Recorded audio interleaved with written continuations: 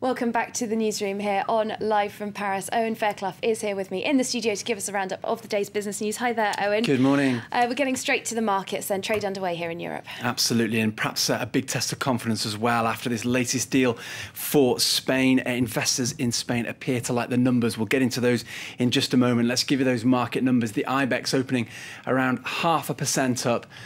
On the news that deal has been put in place, and we're going to get some hard numbers for Spain in the next month or so.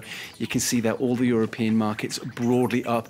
Remember, Spain's borrowing costs have gone through that 7% barrier, the kind of territory where other countries like Greece and Ireland have all had to take bailouts. Expect those bond yields to go down as a result of that deal. Let's show you the Asian markets as well. Bit choppy as a result of this deal, but you can see there at least the Hang Seng, at least the Nikkei, I should say, managed to find a few gains closing the day at around 0.4% up. The Hang Seng, though, still in negative territory. OK, well, let's move on to some corporate news then. Start of the earnings season. We're going to start with a company that's famous for products as disparate as shortbread and fancy knickers. For homesick Brits like us, Catherine, in Paris, absolutely it is. And it's made its comeback in France.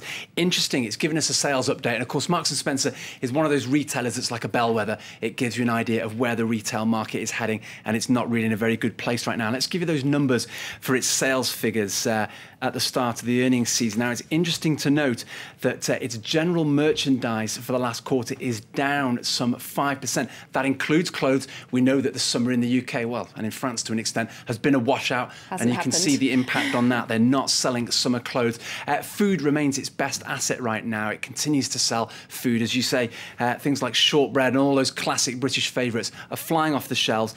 I put the numbers for the international market as well, because France, as we said, has made its return to France, expanding across the international stage, but is losing out on the exchange rate with the pound and the euro. Its sales were actually up around 1% for that quarter, but when you actually strip out that pound-euro exchange value, those sales were down some 3.5%, and it gives you an indication of where the euro is going right now. Wow, very hard for them to keep on top of those changing exchange rates, I guess. So Europe's finance ministers burned the midnight oil again to fine-tune the bank bailout deal for Spain. It should enable billions to flow straight into Spain's distressed banks and stop the government's debts mounting even higher. But Spanish voters, already enduring severe cutbacks, will pay the price, as Siobhan Silk explains. The Spanish finance minister may well crack a smile. He has reason to be relieved. After 9 hours of negotiation, Eurozone finance ministers hammered out a much-awaited deal to help the country's crippled banking sector. We are aiming at reaching a formal agreement in the second half of July, allowing for a first disbursement of 30 billion euros by the end of the month to be mobilised as a contingency in case of urgent needs in the Spanish banking sector. In total, Spanish banks could receive 100 billion euros tied to a reform of the sector and of each individual institution.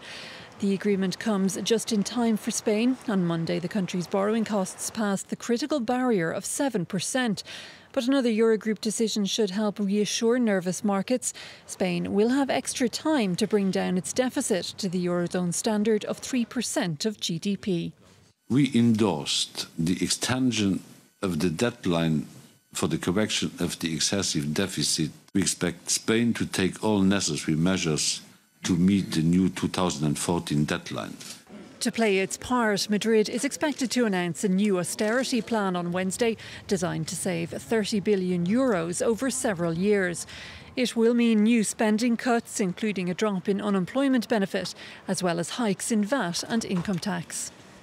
Just while we're talking debts as well, Catherine, worth noting that France sold off 3 and 6 months debt at an unprecedented negative yield. That's the first time that investors have actually had to pay France for the privilege of being its creditor. So a big reversal of fortune contradicts all the naysayers, myself included, who thought that France was just loading up on debt and had become something of a basket case, with it being downgraded as well. So negative yields for France yesterday on their 3 and 6 month bond auction. OK, that's not something you see very often, is it? Let's pick pick up on a few more of the day's headlines then, starting in Norway, whose government has broken a national oil strike. Around 6,000 employees were due to freeze production in a dispute over benefits for those who retire earlier than the legal age of 65. Ministers say they've resolved the situation, though they haven't given details of the deal they struck with unions.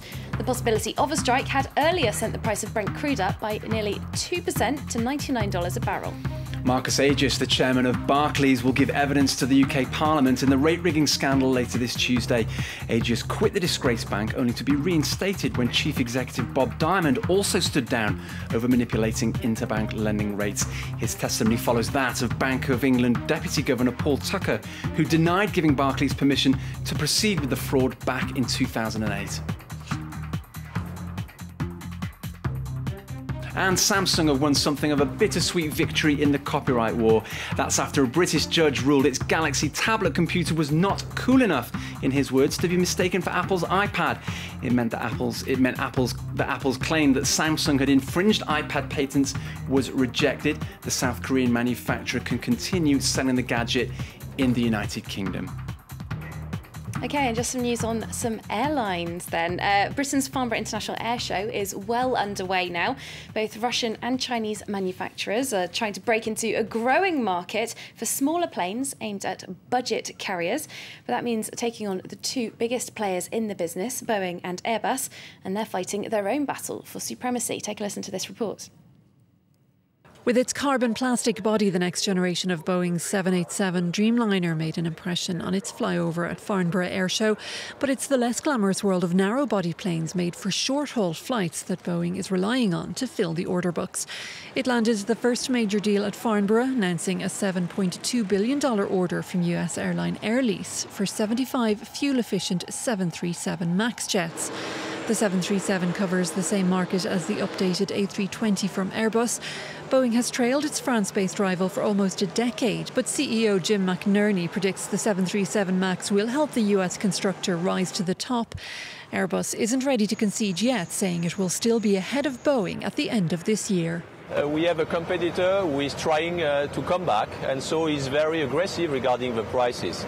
But we keep the line, we keep cool. We have already 1,400 aircraft in the order book, so we are not in a rush.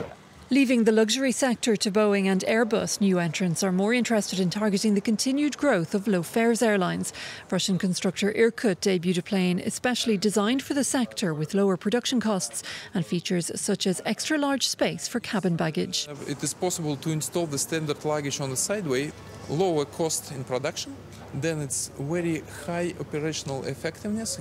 It gives a possibility to them to reduce on approximately 10% your ticket price. Irkut already has 235 orders for the craft, which is due to enter service in 2017.